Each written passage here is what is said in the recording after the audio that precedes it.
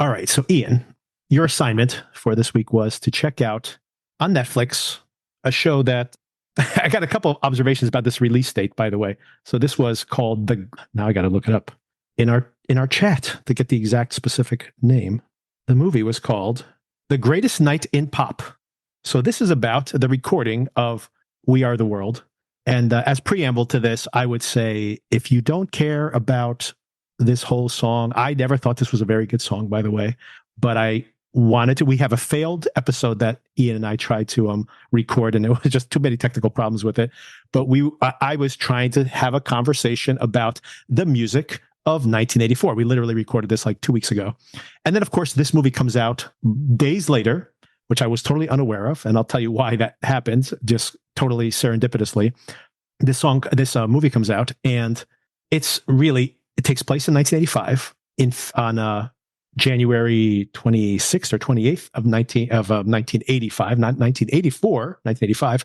But really, all the artists I was talking about in 1984 are basically on this track, because this takes place with, coming off of the American Music Awards of 1984. These are all the people that basically were on the charts in that period of time. And it's incredible that they got all these people together.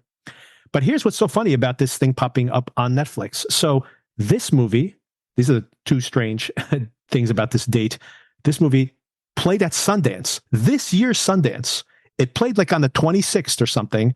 Netflix bought it, and then they put it on Netflix like 2 days later. So I usually complain about this. There's movies that come out at Sundance, and I'm like, oh, I can't wait to see that. And then Netflix will buy it and then dump it in like December or something. And I'm like, I've been waiting 11 months for that movie to come out, and then Netflix just dumps it. Netflix bought this thing and days later put it on their service. That's the first crazy thing about it. So it was just a total coincidence, by the way. It wasn't planned that we had our conversation about 84, and then this documentary pops up 2 days later. But here's the other weird thing about it, that I can't believe that Netflix dropped this thing immediately. This is the 39th anniversary to the day that they recorded, the 39th anniversary. So they didn't wait like one more year for the 40th anniversary. They drop it on the 39th anniversary, but it's not like they just casually drop it on the 39th. They specifically drop it on the day they recorded it, but not 40 years ago, 39 years ago. It's a completely arbitrary choices they made in releasing this thing. It's just bizarre. That is interesting. Yeah, wasn't aware that it had such a quick turnaround. It's incredible. Yeah, they played at Sundance on like Friday. It was on Netflix on Monday. Crazy. That's got to be totally unprecedented. Yeah, I think so.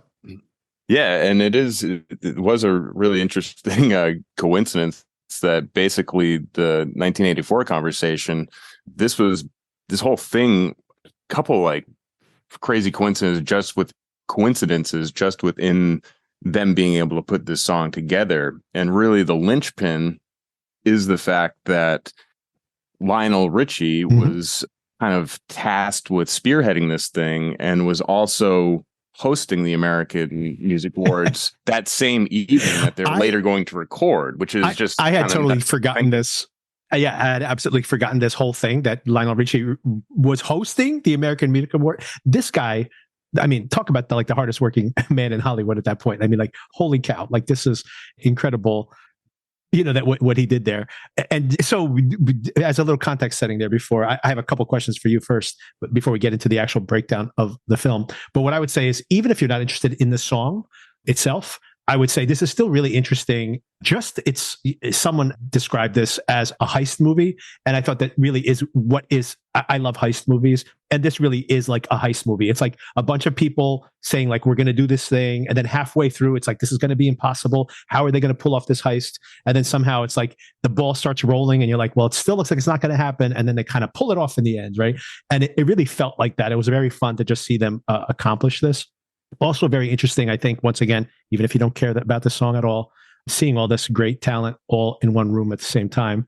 So I just want to say, in general, before we get into any details, I would recommend people check this out, even if you're not really that attached to the song.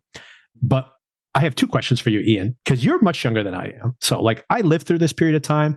I didn't remember this very well. I knew the song, obviously, but I didn't know all the kind of the mythology of the writing of the song and all that. I really didn't know many of these facts until today.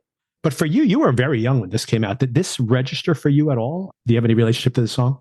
No, I mean, I would say I was only because they ended up, after they get everyone together to record this in late January, once they get everything set, then it's going to go through a couple months of, production and, putting it together, the final product. And I don't believe they released the actual single of it until much later in the year, like August or September. I don't recall at this point, but it was months after they actually recorded it. And that I still was just about turning 2, maybe, when it got released. It's I figured. Yeah, so I don't have any relationship to it contemporaneously, although I do remember the song still being played in rotation on MTV, at 1988 in the early 90s. You'd still see it every once in a while. And yeah, I was never a fan of the song. I think even Bruce Springsteen at one point commenting on like the lyrics is like, well, it was a really broad song, which is kind of one of the understatements of the movie when you think about it. But yeah, it's kind of, very simplistic. It's got a very simple, direct message, which I guess I can appreciate, since their real aim was to get it understood and played by people all across the globe, regardless of language barrier, for all intents and purposes. So you got to keep it simple in that regard. But yeah, I remember, to see the video, and it's just like, wow, there's a lot of people there. A lot of famous people there. Yeah. So that's about the extent of it. Not a fan really musically, although I gotta say, by the end of watching this, it did kind of grow on me a little bit, seeing how they kind of struggled to get things put together, and like, so you see the effort into it, and it does add a little bit to the listening experience from my point of view, just after seeing that, and a little more respect to it. Yeah, absolutely. I've had the exact same experience where, when I grew up, I was like a preteen when this song came out. And it was basically a joke, even at the time, where, we would just laugh at how silly it was. But I mean, like, it's one of those things where, I'm of that generation where it's ironic and not ironic at the same time. So we could appreciate what it was and laugh at it at the same time. I mean, we did the same thing with Thriller, honestly, because we loved watching the video, but then we laughed at how ridiculous some aspects of it are, right? It was just that, it's kind of the culture of the time and continues to be the case. But I had the same experience you had, where I didn't really have much appreciation for it in the time, but seeing them pull it off, and even like really simple things like Springsteen saying like, yeah, it's a really simple song and we got it on cassette. And it's just great to see that fact that, like, you even think about the logistics of this. They got to like put this onto physical cassettes and send it out to all these different artists and snail mail, keep the whole thing secret, right? Like, it's crazy when you think about it. But of course the song had to be really simple. If this was going to be like, some kind of like experimental harmonics or something, like, no one's going to be able to, everyone's going to be like, I can't learn this song in 3 days, forget it, right? If you just make it incredibly simple with just, a very broad lyrical content, then, everybody can jump behind it in general, which is kind of the magic of that song. Like, once again, I have more of appreciation for something that, part of making that work is having a song that's that simple to follow.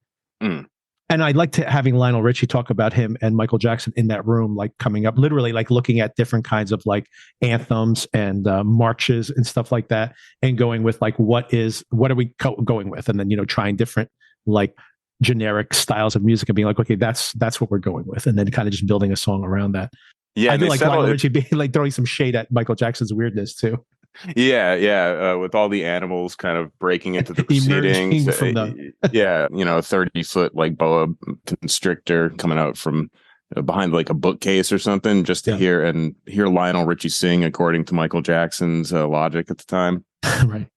Yeah, I mean, the logistics were one thing too, and the way they set it up, going back to what you said about it being kind of akin to like a heist movie, I do like the choice of how they started. I think this basically was on a countdown, so it would go 9 days till recording, 8 days till recording, and each kind of thing progresses. And them putting together the song, because they have already enlisted Quincy Jones as the producer, who's the number one producer in basically all of music at this point, and have him on board and then have no material for him. Right. And having that little crunch. And I also liked at one point right in the beginning, initially Lionel Richie really has the first person he called with help to write the song was Stevie Wonder, Right. who apparently just didn't get back to him for like Yeah. 4 or 5 days, and the ship had already kind of sailed on that. I love when he shows up at the recording studio and like, oh, are we gonna write the song today? And it's like, no, we're gonna record the song. Yeah. Very late to the party. And yeah, it was, and like you said, yeah, mailing physical tapes to people, just figuring out where they're going to actually record, what studio in Los Angeles. How they're going to get them together, right? The serendipity once again of the American Music Awards having all these people in one place at one time. Yeah, and then the real fears that the location may possibly be leaked. Yeah, was a thing, because of course you have all these megastars convening on one place. As one of the organizers pointed out, if they roll up and they see a mob of people and a bunch of photographers and stuff, they're probably just going to keep rolling by, and the whole thing's kind of blown up at that point. So it was interesting how they're saying, oh, have we identified potential source, if anyone could leak this and stuff like that. And on the one hand, things like that are, I guess, so much easier to have details leak today with the technology we have. Yep. Whereas before, you'd have to have, you're physically like leaking something to like a reporter, or like making a phone call and stuff like this, which would be way more difficult, I think, to pull off than to just, surreptitiously snap a photograph of the location on your smartphone and then post it on, a Reddit board or something like that. Exactly. Like, you think about the fact that like now one person, like a caterer, would show up with sandwiches and see these people there, and then they would post something, and then just a handful of people would show up, and then they'd start snapping photos, and then before you know it, thousands of people would be standing outside. I mean, we just had that experience this past summer down where Kim, my wife's beach houses, or the family beach house, is where Taylor Swift got married. Sorry, Taylor Swift's producer got married to Margaret Qualley, Jack Antonoff. Oh yeah. So she just walking down the street, in front of this restaurant, actually where Kim used to cater like years ago when she was a teenager, and same place. But anyway, that's where they're having their reception, and she's wandering around the street, and then like a photo pops up. And then they go inside, and then Lana Del Rey shows up, yada, yada, yada. And then you see pictures from the day, and there's, people snapping pictures of her. The streets are empty. She's wandering around. Then they go inside. They have the rehearsal dinner. And then, of course, you see the night when they all walk out, and there are thousands of people like mobbing the entire street. And to your point, like that's exactly what would have happened back in that day, where it's like, or, in today's time where, one person would be there, and then 10 people, and then 100, and then 1,000. Right. And, but there, they were able to keep it all under wraps. It is funny to hear the people who are like setting up the speakers, who had no idea they were setting up the studio. They didn't know who was going to show up. And all of a sudden, like Michael Jackson's there first. So he's like doing his rehearsal, and everybody's like, oh, that's Michael Jackson. It's Michael Jackson. He's like setting up microphones, and they're like, what the hell's going on? But even those guys seem to have kept it quiet, because I'm sure there would be a crowd of people within an hour at that point if he was there. Oh yeah, it just goes to show it's way more difficult to organize a flash mob when you just got landlines. Exactly. People have to be near the phones, and not only you only have the landline. You got to get to your phone. They have to happen to be near the phone. Like you can't send a fax. Maybe a fax will get there sooner, but who knows? Yeah. The technology was limited back then, much slower. Yeah, definitely. And that's interesting. That also plays in just to the whole recording process, and how you can't punch stuff in and just digitally edit. Get rid of that. Cyndi Lauper's necklace is jangling too much. Can we put a filter on that or something? It's like, no, they're actually using reel-to-reel tape, and even like rewinding it to get another take is 5 eating minutes away. Yeah, 5 minutes to rewind. Think about how many takes they're taking of. Once again, not a song I like. I just want to be clear about this. Even if you don't appreciate this song, you will appreciate just the incredible effort that was here. And I have to be like, kudos. And I want to kind of talk about individual people, because I love the little arcs everybody goes through in this movie. Once again, what I like about documentaries, when the documentary is not specifically about the thing it's recording, but about these other things. And like Quincy Jones, man, holy cow, like keeping all of those egos under control, putting those people, grouping them, planning that whole day out, keeping them on point when they're there for hours and hours and hours.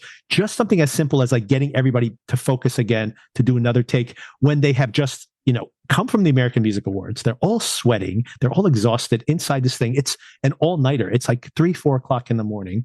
And he's like keeping them on task, keeping them focused while they sit there for 5 minutes to physically rewind the recording. Like if you did that in a classroom, like the classic room would be like, even if like it's like when someone starts laughing during a presentation in a class and that's it, you've lost the class, right? It's like this guy has got to do this for like an 18-hour stretch with some of the biggest stars in the world, and he did it. It's incredible. It's like really impressive.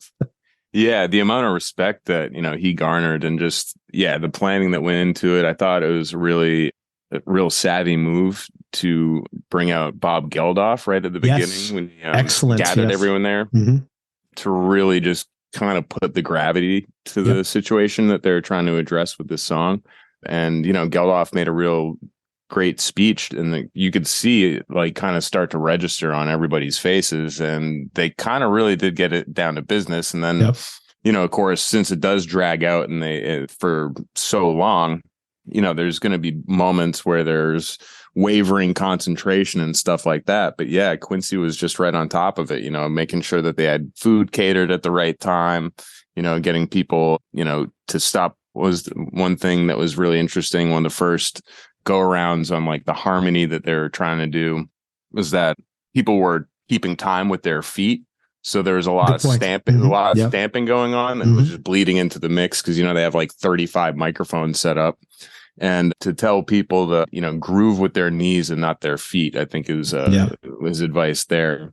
And then, of course, Lionel Richie was the other kind of on the field captain, MVP, making sure going from little click to little click and making sure everyone's still engaged and stuff like that. And I mean, it was no lie when he said that, he was right at the beginning of the film. He said he's a night person. So everything that he does basically happens after 1 o'clock in the morning. So he's running in the night, man, running in the night. Yeah. And in that regard, I mean, you think his AMA hosting was like him really busting his ass, getting up early to do that, 3-hour production or however long that show is. So, it was really interesting to see the process. Like you, I'm not a fan really of the product, but seeing all the effort that went into it, I did gain an appreciation for it after seeing what actually went into it, because you just don't think of anything like that with the way things are recorded these days. You could have this where none of these people are in Los Angeles at all and still pull it off. Right. Exactly. And it was really cool. Like the Imagine video during the pandemic. Yeah. Just bad example. I'm joking. Yeah. But the other cool part was that, a vast majority of these people were at the American Music Awards. But then there were some real notables that showed out. Exactly. Dionne Warwick was in Las Vegas and just flew right over. And even probably more notable just for like the sheer slog that he'd already been through wrapping up the Born in the USA tour was Bruce Springsteen flying from Buffalo. Not the greatest place to fly out of in like January. So they were worried about the weather and things like that. And, he made it. So real kudos to him for just wanting to be a part of that too. He could have easily begged off. I mean, he had every excuse not to be involved. So I just seeing the physical toll of this thing, I had so much appreciation for him. I'm a Springsteen fan in general anyway, but really impressed with this, the fact that he's like just finishing his tour, his last date on his tour, flies in from Buffalo after playing for what nights has he played? His throat, his voice is completely shot. And then he has a solo. Obviously, people who've heard the song, you hear his solo in there. And it's pretty amazing to hear him like, and once again, of course, he's like famous for his touring, so he can like pull it together. But I like when he's practicing his solo and his voice is barely existing. And then he's just like, okay, now let's do the real take. And then he just brings it all of a sudden. It's just like, I was so impressed. I'm just like, it's like 3:30 in the morning. This guy literally has been up for like 44 hours. He just toured he just had a 3-hour concert and now showed up for this thing. And now he's got to put it together for like one more vocal solo. And he does it. Like he literally goes from having zero voice to being in full voice in like 2 minutes. I was like really impressed. Pretty amazing stuff. My favorite part of that song has always been Cyndi Lauper jumping in there at that. It's incredible. Her vocal moment there. It's still like the highlight of that whole song is really still the most impressive thing. It was a little dampened by seeing this, that she's like, it really feels so spontaneous. And I'm sure it was spontaneous the first time she did it, but that's like her 15th take. So, but it's by the time it comes to that, but I mean, still an incredible vocal on her part. And it was really interesting too, because she had cold feet like before the AMAs were even over. She thought it was going to be cheesy. She wasn't wrong. She wasn't wrong. I guess, but I guess Lionel, again, coming in in the clutch, said, you kind of committed to doing this. You can do the right thing. I trust you to do what you think is right. Plus, she was just getting famous and she was going to hang out with all these famous people. She probably felt like there wasn't, I think she was starstruck when she walked in there. But I think a lot of these people are like, are these people really going to show up? You know what I mean? Like this, like, are they just trying to trick me into showing up? You know what I mean? One of those things, which happens oftentimes, So this was like, she must have, it's like the Fire Festival, but it turned out to be for real, right? So, yeah. I mean, the unfortunate thing, Sheila E. was kind of put in that position. Yes, absolutely. Yeah, we got to talk about that. That was, and especially like, 'cause I was like, I've seen this and I was like, I recall her being in the video, but not really. And then I was like, and then she was such a kind of a larger part in the beginning of this, getting it put together, and really being one of the more up and coming folks that were invited. I think even maybe a little less so than Cyndi Lauper at the time. Yeah. Because Sheila E. had just released her debut album that previous year, and Cyndi Lauper had already had a few hits under her belt. And it was really to hear her, how excited and starstruck she was, and, Sheila E. And then kind of the realization that she was essentially used as kind of Prince bait. Yes. Was kind of a real bummer to see. One, I don't know whose idea ultimately that may have been. I think it wasn't completely a disrespectful move, but the ulterior motive was pretty clear, right? Absolutely. And, you got to think though, it's Prince. Like, did you really think he was going to show up to do something like this when he's not the center of the room?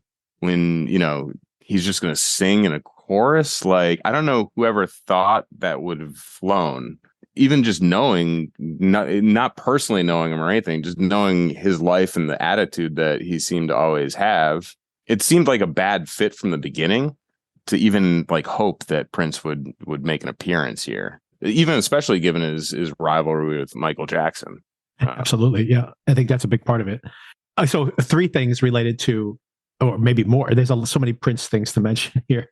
And there's other things I want to touch on also, but the Prince digression, first of all, the Sheila E. thing, very sad to her realization of that. And she leaves before, later in the night, because she kind of, after they keep pressuring her, but she is still in the video and she still sings as part of the chorus. So, that's still, for her, that's a pretty big deal considering she, had a brief, although very solid batch of hits early in her career, and an incredible drummer, right? She's still Prince's, band drummer. I saw Prince perform on his musicology tour in 2002, 2003, and she was drumming for him. So she still had a long touring career for sure, and great musician. So good for her. She made it onto the platform at least. But second thing about Prince was a guitar solo. He wanted to have a solo guitar solo. Would the song be better with a Prince guitar solo? I mean, I'm of the opinion, by the way, that song feels like it probably wouldn't fit in, but I'm of the opinion that just about any song is approved by a Prince guitar solo. So I don't know. I think he could have made it work. I mean, Quincy Jones could have figured out a way to put a guitar. I mean, Running with the Night, speaking of Lionel Richie, has a pretty cool guitar solo there in the middle. You could drop that in there, Yeah. It would have been interesting for sure. It's a great what if. If he I just like that he even came back to them with that, where it's kind of like, I'm not going to do this. Like, okay, well, I'll do it if you put me in another room and I just rip a guitar solo. Yeah. And then again, like a classic kind of Prince sort of like mind game where it's a conditional answer that, the conditions are already off the table when you say it. So exactly. they could have just said no. Right, right. But you know what? He is someone who actually is a shy person. But I do have another thing I want to bring up specifically about this. He's also kind of a ball buster. So the shyness aspect of it, maybe he didn't want to be in that room legitimately, and maybe did want to do a guitar solo. So maybe I buy in that that is something that they could have taken him up on. Maybe a ballad isn't really a place for guitar solo, but hey, Purple Rain's got a great guitar solo, so hey, it could work. It could work. And by the way, he's a great improviser, right? So I could imagine him listening to the music legitimately and finding a solo in there. Anyway, I'm saying it might have worked if they wanted to do it. The next point I wanted to make is I did not watch this American Music Awards. I was aware of this song, but I wasn't watching this. I was too young to probably be paying attention to this when it was on the air. I totally was not aware of the whole like Prince being there with that giant bodyguard. It's so funny because Prince is like 5 feet tall. This guy's like 6'8" and he's like obese, or not obese. Let's not body shame. He's just a big guy, very big guy in every possible way. And it's hilarious to see him bodyguarding him. And people were even making fun of the fact that every time he won an award, that the guy like ran up on stage with him and they were busting his chops like, oh, like someone's going to attack him on the stage or something, right? I'm like, once again, I think that it's underappreciated that a lot of the weirdness of Prince is his sense of humor. I think this was all like performance art on Prince's part. Like you don't have this guy like follow you on stage while you accept an award. It's pretty hilarious. Yeah, I mean, he's got like Paul Bunyan trailing after him. So Exactly. I thought that was that was pretty funny. Yeah, the pursuit of Prince and that they even were like trying to get him on the phone like as late as like 2 a.m. was pretty wild. Well, that's when they were doing the solos, right? So they still had a chance, not the guitar solos, but the vocal solos. So they still had a chance to bring him in for a solo bit. Yeah. But ultimately it didn't happen. Ultimately, it didn't happen, and I agree that his shyness and then shyness plus like the ego it seems like a paradox. Sure. I think for him it was like a no-go, and you can kind of see that a little bit with like Dylan. Yes. Too. Oh, we got to talk about Dylan. I want to have a whole side conversation on Dylan, but absolutely, like Dylan's. I mean, for me, that's what I was going to leave it for the next like section of the conversation. For the fact that for me, the most riveting aspect of this whole entire documentary was just watching Dylan. Like, and once again, I think they did a really good job of seeding it early on. And then you see how he literally chokes when he has to do his solo. And I think they did a really good job of like setting that up. So as soon as they kind of seeded that thought that he was really awkward and really struggling, I just had to look at him every time he's on screen, and he's on screen constantly in this documentary. And you could just see how like people are singing, people are laughing, and he is just like the kid in school that doesn't know where his click is or something. And I felt kind of bad for him, right? But let's talk about him. Like I want to have a whole digression about him because I think that whole thing was really fascinating. I want to wrap up the whole like Prince digression with not necessarily digression, but a segue into the person who gets Prince solo. Another person I was really impressed with here was Huey Lewis. Not only that he picks up the solo, not only that he is one of the better vocalists, I think, in that song, by the way, and that he just does it on the fly because he wasn't planning to, but there you go. They threw it at him and he did it. All of that was great. But it just reminded me that the charm of Huey Lewis always, even when they were huge stars, was that he was just kind of like, this is crazy, guys. We're famous, and he's just having a blast and he just really enjoyed it. And I think he's still like that to this day. Really charming, even in the documentary. Oh, yeah. I think he came off as like one of the most likable people. Yes, for absolutely. sure. And yeah, there didn't seem to be much artifice to him at all, which again is just the part of it where he's like, I'm as amazed by this whole situation as everyone as everyone should be, but it's written all over my face, and I'll be vocal about it. Yeah, he really did kill that solo, and that whole so it goes him, then Cyndi Lauper, then Kim Carnes to kind of end out that solo section. Yep, and. That was really interesting. Even then, after he gets through his bit, then they want to ask him to do a harmony, right. On that kind of last line. And you have Steve Perry from Germany, Journey, trying to, get them to chart out the harmony. And Huey's like already kind of like, I'm already, it's out of my range, all this stuff. They pull it off. But yeah, Huey came in. Geez, came in through the clutch. I keep messing up that phrase. We can excise that In from the my side of the clutch. In the board. clutch. In the clutch. He came through. So yeah, he was definitely one of the more personable people that they interviewed, I guess, for the thing. And it seems like like you said, he's basically seems unchanged as far as his attitude about stuff, and how he had such an appreciation for being included in that. And he's just like very humble and kind of blown away about they're asking me to sing Prince's spot. Like, okay. But yeah, he killed it. We should have a Huey Lewis digression because I kind of told you the secret history of the Huey Lewis and the News Band. We'll maybe leave that for another episode. There's so much packed into here already.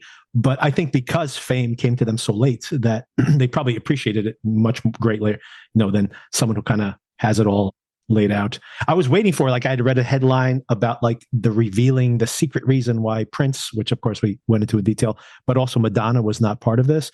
And I love, like, I was waiting the documentary because it's like, I'm like, oh, is it going to be something juicy? Because we're halfway into documentary. No one's even mentioned Madonna yet.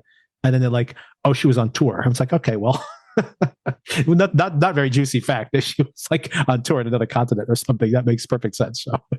Yeah, the only thing that briefly crossed my mind when they showed her on screen a couple times, and I had thought maybe there was some kind of simmering beef between her and Cyndi Lauper or something like that. But turns out that wasn't the case. At least not for this. I think that was more the media maybe popped that up more than because they kind of were in some of the same circles when they were both kind of like before Cyndi Lauper became Cyndi Lauper. She was in that Blue Angel band, which was kind of big in New York City. So it's like they probably were in the same circles when she was on the Breakfast Club. Was that the name of the band she was in before? But yeah, I believe so. Yeah. So it's like they probably ran in the same circles. I don't think there was much competition there. Okay, we'll leave Dylan's conversation for the end. But before then, one more question I had for you is, I've been doing my Spotify research for this series of podcasts. I'm always very curious, like what's holding up, what's not holding up. Very interesting to me. By the way, because of this podcast, I'm sorry, not because of this podcast, definitely not, but because of this series on Netflix, or this movie, I should say, the number of daily streams for We Are the World has shot up, obviously, not surprisingly at all. But it has about 130 million streams. Not a huge amount of streams for a song that was this famous at the time, full of, I'm sure it's on playlists for Michael Jackson, for Lionel Richie, for Bruce Springsteen. It's probably on like hundreds of playlists on Spotify. So not a lot compared to, and here's the Bob Geldof connection, because of course the inspiration for this whole thing was Do They Know It's Christmas? Do you know It's Christmas has around 500 or 600 million streams. And that's just for the original version, because there's been being re-recorded multiple times since. And this also leads to, speaking of this whole moment in time when there were a lot of these type of projects, there's a lot of, there's I Ain't Gonna Play Sun City, which was actually a pretty good song, actually, and dealing with the whole South African apartheid situation, and also shaming artists into not playing Sun City, because that was a way to make a lot of money when you were famous back then.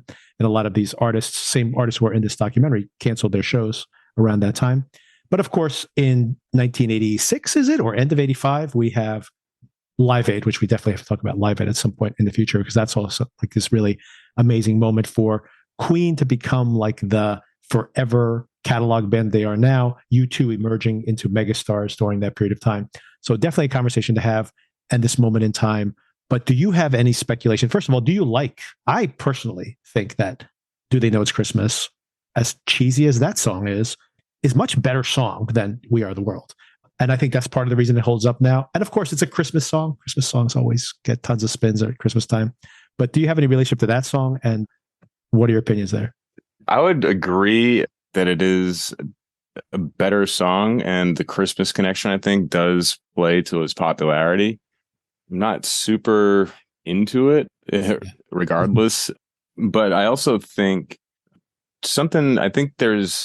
I don't know if you're able to break down Spotify stats by like region, but I think that's such a UK thing. I think I would be shocked if most of that traffic isn't from the British Isles. You're probably right about that. I can't break it down. There's probably a way to do it, but I can't actually break down by those geographies. But I think that definitely is the case. I would agree. And I'm just going by the fact that at Christmas time, when you see the US charts, and for example, Brenda Lee's Rocking Around the Christmas Tree went to number one this year. It's the very first time that song, like 60-year-old song, went to number one. Mariah Carey's song, of course, has gone back to number one multiple times previously. And I mean, Last Christmas by Wham, I think, made it to number 2 or number 3 this year. That's probably the next one that's going to be like a number one hit around Christmas time. And a great song, by the way. That's like one of those staples for Christmas for sure. And that song has, been building year over year over year. And there's a bunch of other songs but do they know it's Christmas time in the US, to your point? I think it definitely makes the top 40, but I don't even know if it makes the top 20 at Christmas time. So a lot of those spins are probably coming from overseas. I think you make a good point there. That song I'm nostalgic for. For some reason, that song makes me nostalgic in a way that the We Are the World that never really worked for me for whatever reasons. But I do want to call that song out because they barely touch on it here. They only show like a split second of the video, but do check out on YouTube. There are multiple documentaries about the making of that. And I did watch one that was about 25 minutes long. That was pretty interesting. And it really just shows similarly, just getting all these people in a room recording together. It's really like an artless documentary. It's just like the camera's there, people are showing up, they're calling other people are showing up, limousines are showing up, other people are showing up. But it is an important moment in time because really everybody famous who's not in this video is in that video because, you had the whole entire new wave at that time. So everybody should track that one down as well.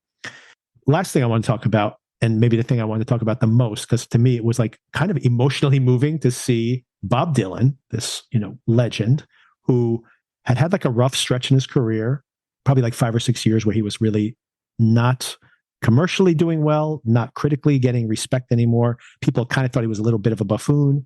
And then he goes and like kind of hits like another career peak in that mid to late 80s. I mean, this is kind of a comeback year for him, but this is just the tip of the iceberg. He's got like multiple albums that are going to win like album of the year coming in the not too distant future, right at this moment in time. But regardless of that, he walks in there.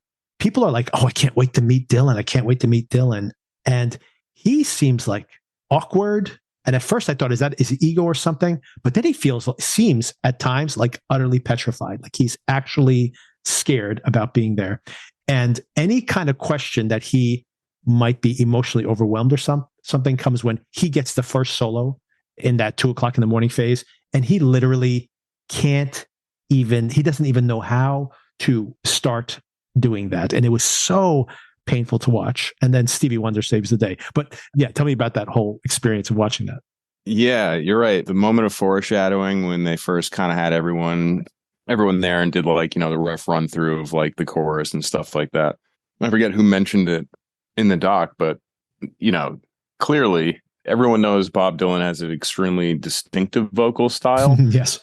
But a singer is not how I'd really term the guy as far as that goes. And then he's in a room where everyone basically else is like great singer in some form or fashion. Whether you're just got this great growl in your range like Springsteen or Huey Lewis, or you can fly up and down octaves like Cyndi Lauper and Diana Ross, or, hit all the phrasing like Dionne Warwick, and you got Stevie Wonder, Steve Perry can sing the lights out. And I love Bruce Springsteen, by the way, like calling out like when Perry sings and he's just like, wow, what a voice. And it's just like just to call that out, because I mean, I'm not a big Journey fan, but that really like, wow, what a voice. That guy could just turn it on with like nothing. Yeah. And then you do have Dylan from that point out. You're kind of, like you said, I was keeping an eye on him, and he just does seem completely deer in the headlights, kind of in over his head. And yeah, when he starts to do his solo, he's barely mumbling. Like he's not even really making enough sound to record. It's so painful. It's really weird. It's like he forgot where he was, or just like something was not clicking. And this is one of a couple times I think Stevie Wonder kind of stepped in and saved the day. But what was great about that is that Dylan had so much respect for Stevie that he kind of instinctually gravitated and asked him to play the song on piano to help him kind of get his bearings. And then, Stevie sings his solo in the style of Bob Dylan. He does a Dylan impression. It's incredible. Which is great. And, you can, and from then, like, you could literally see a change in like Bob's posture and like everything. He just seemed like, oh, he's like, all right, they got my back. Like, I can do this. And then he goes and does his Dylan thing. Yeah. And, if you just looked at that first minute to 30 seconds of him trying to even piece together what he was going to do compared to what they actually got him to record, it's literally night and day. And yeah, it's just really strange. I mean, there's a lot of, he's got so much mystique about him, and, being known as kind of an oddball or a little bit of a recluse at times. And you're right, at this point, he's kind of coming off a few lost years in the early 80s where he went through this kind of strange born again phase. Yeah. So, yeah, he was at a crossroads artistically, commercially, and spiritually, even, you could argue.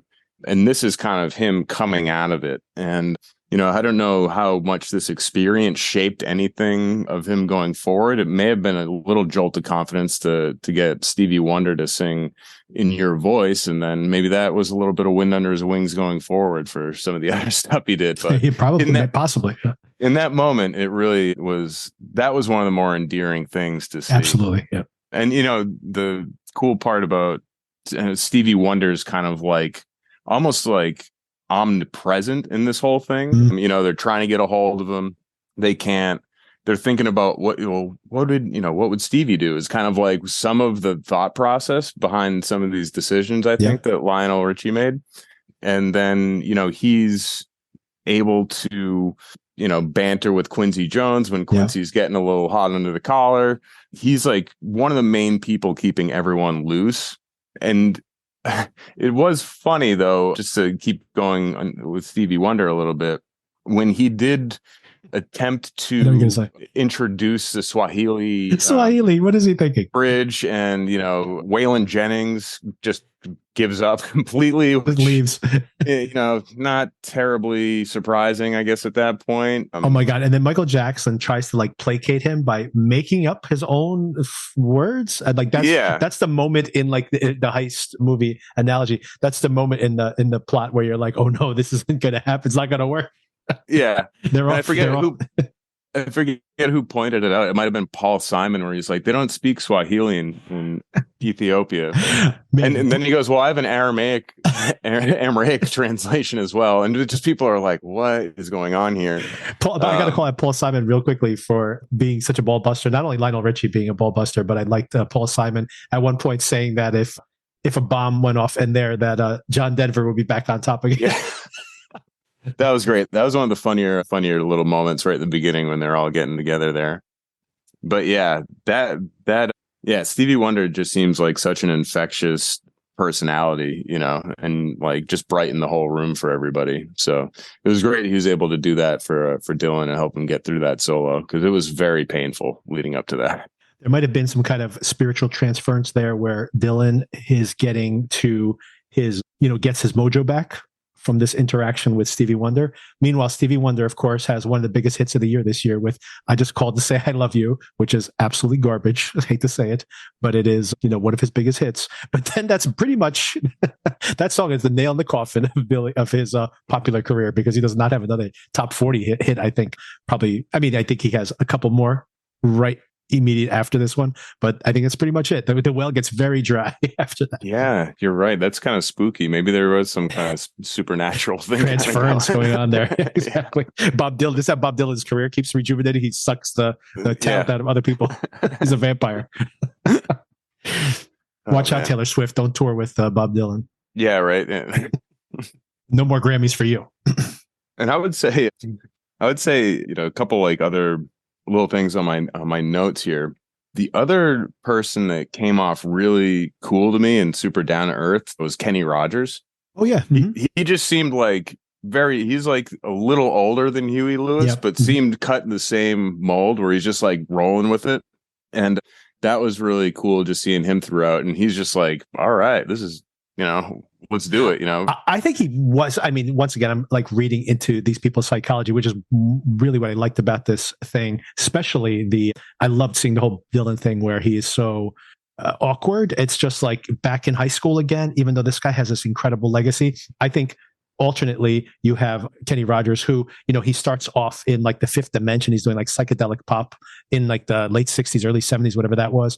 And then, of course, he becomes a huge country star, the Gambler and everything else. And now all of a sudden he's a pop star because of like he has Islands in the Stream and everything just this very year, I think. That's what he's a tale of. So he's like all of a sudden the pop star, and he's probably just like, this is great. Like, this is just great.